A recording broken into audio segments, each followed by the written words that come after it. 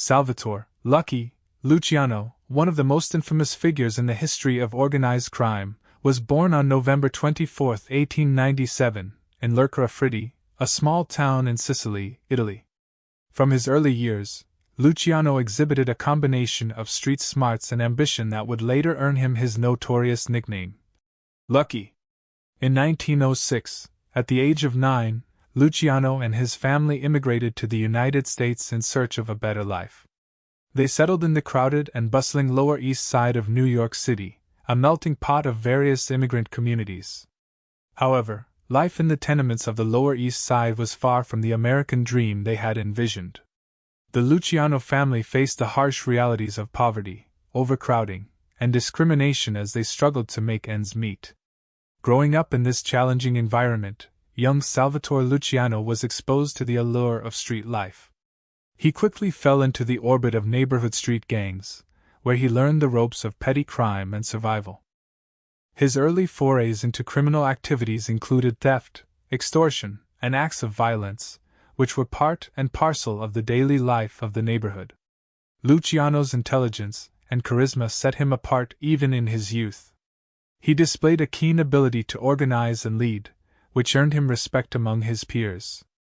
However, it was also during this period that he received a vicious attack that would leave him with a permanent scar and serve as a stark reminder of the dangers of the criminal underworld. As Luciano grew older, he began to recognize the limitations of street-level crime and the need for a more organized and profitable approach. His early experiences in the Lower East Side would serve as the foundation upon which he would build his criminal empire in the coming years. The 1920s marked a transformative period in American history with the onset of Prohibition, a nationwide ban on the production, sale, and transportation of alcoholic beverages. This era would prove to be a boon for organized crime as the demand for alcohol skyrocketed. Prohibition created a lucrative black market for alcohol, and organized crime figures like Lucky Luciano saw this as a golden opportunity. Bootlegging operations sprang up across the country, smuggling illegal liquor from various sources, including Canada, and distributing it to speakeasies and consumers alike. The immense profits generated from bootlegging fueled the expansion of organized crime networks. Luciano, now known as Lucky, due to his ability to avoid several close calls and brushes with the law, recognized the potential for wealth and power within the burgeoning world of organized crime. He began to align himself with established mafia families and figures, understanding that their influence and resources were essential for his aspirations. Luciano's intelligence and strategic thinking quickly became apparent to his criminal associates. He became a trusted member of the Italian-American Mafia, which was undergoing significant transformations during Prohibition. The old guard bosses were being replaced by a younger generation of mobsters, and Luciano was at the forefront of this changing landscape. Luciano was not content with mere foot soldier status. He actively participated in various criminal enterprises, including bootlegging and illegal gambling. His organizational skills and ability to forge alliances made him a valuable asset in the criminal underworld. Luciano also began developing relationships with other rising stars in organized crime, including Meyer Lansky and Frank Costello. These partnerships would prove crucial in his future endeavors and the restructuring of the mafia. As Prohibition continued, Luciano's influence and wealth grew exponentially. He was positioning himself to play a pivotal role in the next chapter of organized crime's evolution, one that would reshape the American Mafia and solidify his place as one of its most prominent figures. The early 1930s brought a tumultuous period in the history of the American Mafia, known as the Castellammarese War. This conflict erupted as a struggle for dominance within the New York Mafia, with powerful Italian-American factions vying for control. Lucky, by this time, had risen through the ranks of the Italian-American Mafia and played a significant role in the unfolding conflict. His strategic brilliance, keen understanding of power dynamics, and ability to forge alliances made him a key player in the war. Luciano initially aligned himself with Joseph Bonanno, a fellow rising star in the Mafia. Together they formed a coalition aimed at unseating the reigning boss of the Maranzano family, Salvatore Maranzano, and his Castellammarese faction. Maranzano's ambitions to become the ultimate power in the mafia and his ruthless methods had caused tensions to escalate. The Castellamarese War was marked by violent clashes, assassinations, and power struggles. Rival factions targeted each other's key figures, leading to a bloodbath within the Italian-American criminal world. It was during this time that Luciano's strategic mind truly shone.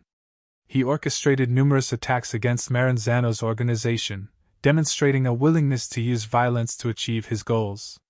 Luciano's ability to navigate the complex web of alliances and rivalries within the mafia allowed him to effectively command a coalition of mobsters. Ultimately, the Castellamarese War came to an end with the assassination of Salvatore Maranzano in September 1931. This event marked a turning point in the conflict, as Maranzano's death paved the way for a new order in the mafia. Lucky Luciano played a pivotal role in establishing this new order. He believed in eliminating the old-style, hierarchical structure of the mafia, where power was concentrated in the hands of a single boss. Instead, he advocated for a more streamlined and cooperative system, one that would later become known as the Mafia Commission. Under this system, leaders from the 5 major mafia families in New York would meet to resolve disputes, make decisions, and govern organized crime collectively. Luciano's vision for a more democratic and pragmatic mafia would shape its future direction.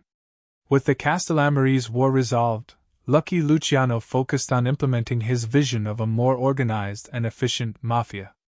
In 1931, he played a pivotal role in the creation of the Mafia Commission, a governing body composed of representatives from the major mafia families in New York City.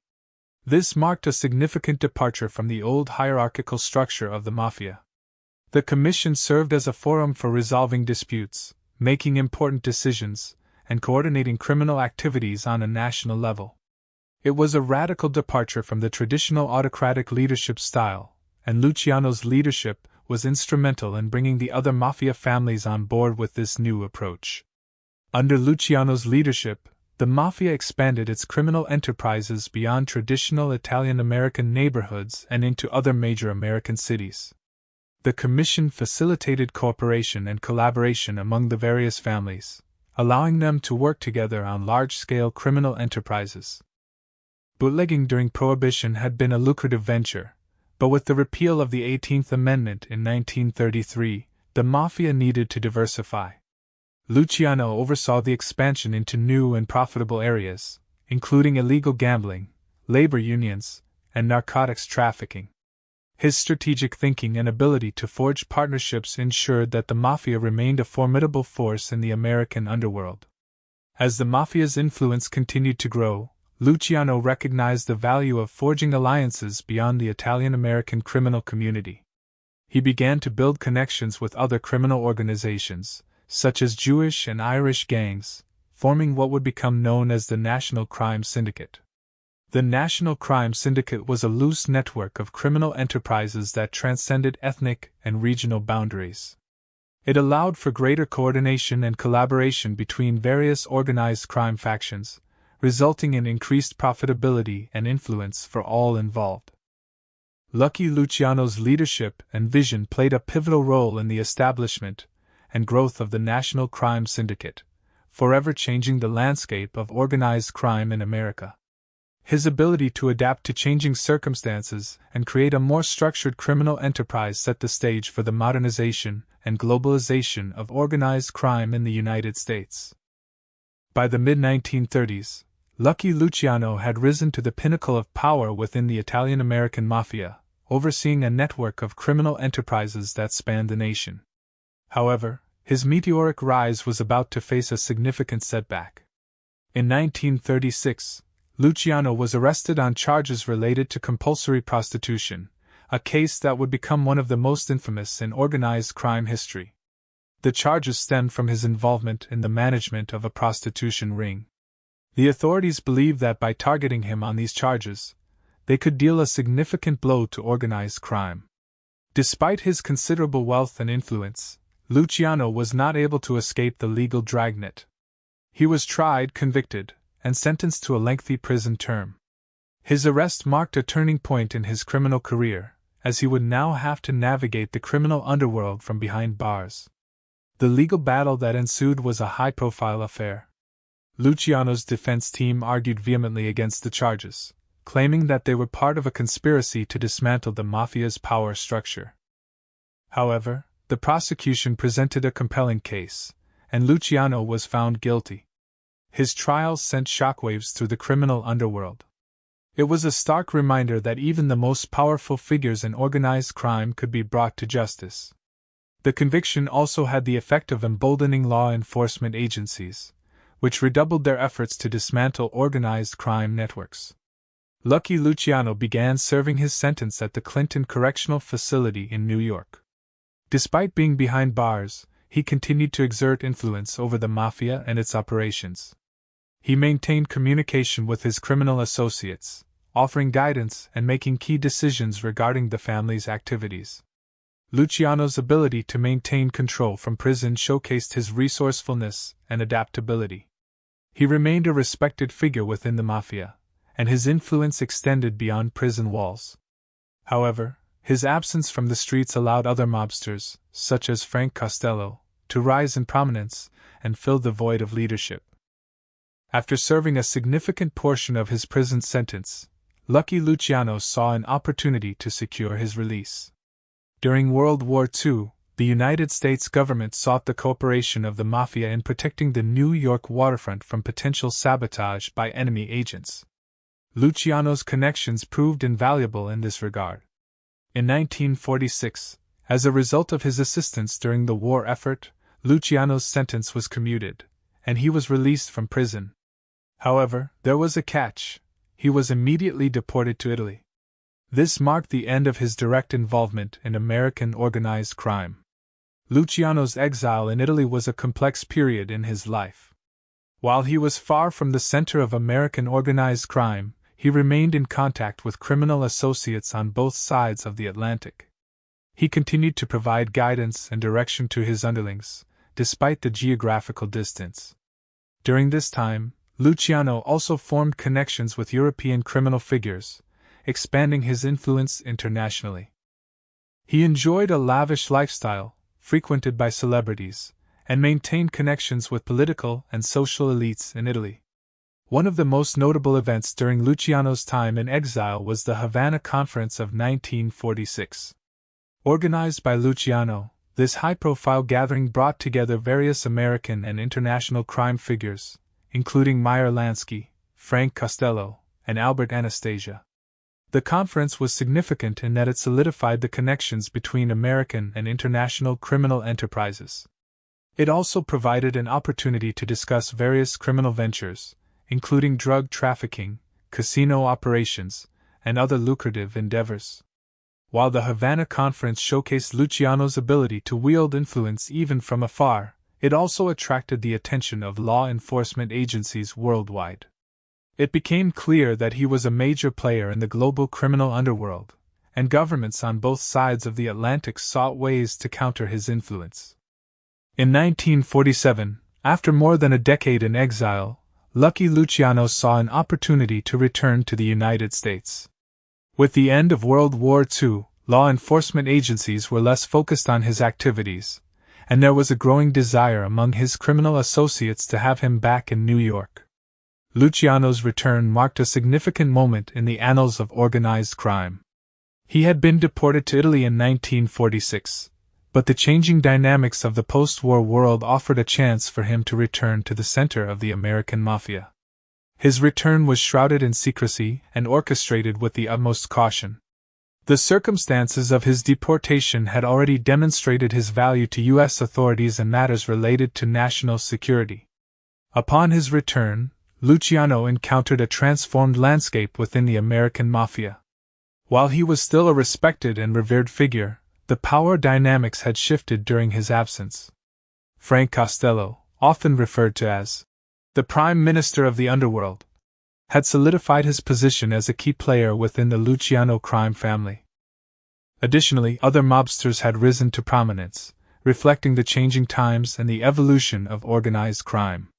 The younger generation of mobsters, like Vito Genovese, had come into their own and sought a greater share of power and influence. Despite his reputation and legendary status, Luciano quickly realized that he no longer wielded the same level of influence as before. The mafia was evolving, and the landscape was characterized by a more decentralized power structure. Luciano's role shifted from that of an all-powerful boss to that of an elder statesman and advisor. He continued to provide guidance and served as a respected figure within the mafia. His experience and wisdom were invaluable in mediating disputes, offering counsel, and navigating the complex web of criminal alliances. However, it was clear that the days of his absolute dominance were behind him, and he had to adapt to the changing dynamics within the organization. On January 26, 1962, Lucky Luciano's life came to a sudden and mysterious end in Naples, Italy. He was found dead in his apartment, a victim of a heart attack. However, given his notorious status and involvement in organized crime, his death immediately sparked speculation and conspiracy theories. Rumors swirled that Luciano had been poisoned or that rival mobsters or even law enforcement agencies had played a role in his demise. The circumstances surrounding his death remain a subject of debate and intrigue to this day. Luciano's funeral in Naples was a testament to his legendary status. It was attended by a mix of criminal associates, political figures, and even celebrities. His life had been marked by power, ambition, and adaptability, and his death only added to the mystique that had surrounded him throughout his criminal career. In many ways, Lucky Luciano's final years were a reflection of the evolving nature of organized crime. His return to the United States, his diminished role within the mafia, and the mystery surrounding his death served as a poignant reminder of the ever-changing dynamics of the criminal underworld and the complexities of a life lived on the fringes of society. Lucky Luciano's legacy in the world of organized crime is nothing short of legendary. His impact on the American mafia and the broader landscape of organized crime is undeniable. Several key aspects of his legacy stand out. One of Luciano's most enduring contributions was the creation of the Mafia Commission. This governing body introduced a more structured and democratic approach to the Italian-American mafia. It brought together leaders from the major mafia families in New York City, providing a forum for resolving disputes, making important decisions, and coordinating criminal activities on a national scale. The commission system persisted for decades and became a hallmark of how the American mafia operated, ensuring a more organized and cooperative approach to organized crime. Luciano's influence extended beyond American borders. Through his connections and alliances, he played a pivotal role in expanding organized crime internationally. The Havana Conference of 1946, organized by Luciano himself, demonstrated his ability to operate on an international scale. Criminal figures from various countries came together to discuss and coordinate activities, laying the groundwork for a global criminal network. Luciano's role in this expansion solidified his status as a key figure in the global underworld, shaping the international landscape of organized crime. Luciano's ability to adapt to evolving law enforcement tactics, political pressures, and changing criminal landscapes allowed him to remain relevant and influential for decades. He recognized the need to diversify criminal enterprises beyond Prohibition-era bootlegging and played a crucial role in the expansion of illegal gambling, labor unions, and narcotics trafficking.